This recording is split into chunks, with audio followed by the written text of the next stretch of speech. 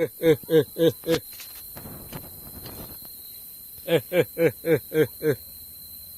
าจงัวมันเคยกินเกลือ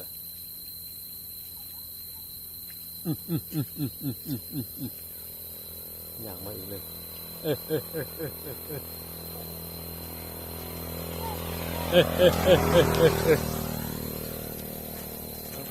เยอะเยอะเอา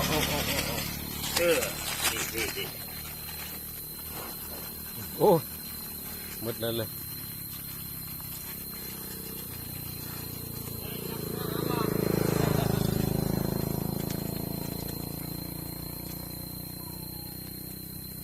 โอ้กินมดทงอย่างเลยตัวเห็ดได้ทงอย่างตัวไหนเอาเกลือไหนมาเกลือมาเลยมาโ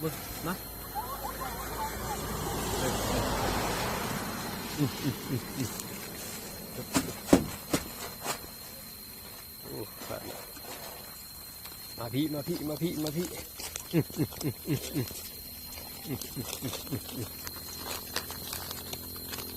่บดหีบดิ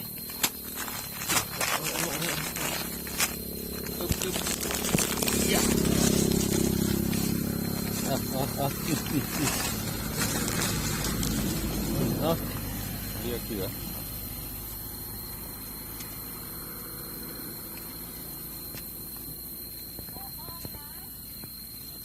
ห้องแล้วมาสีย่ำกระตุงอย่างเลย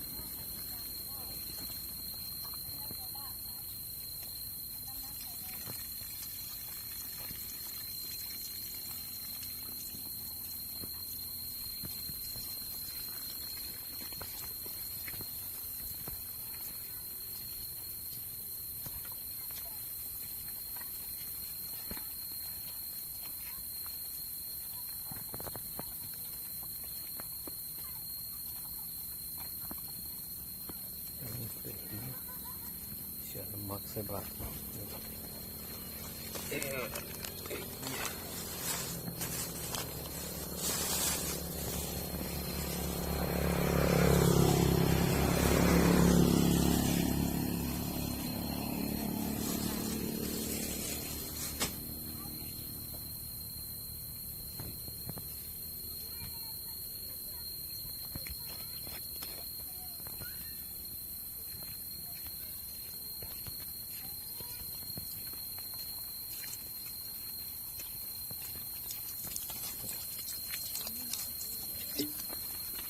นี่มันสิดีเลย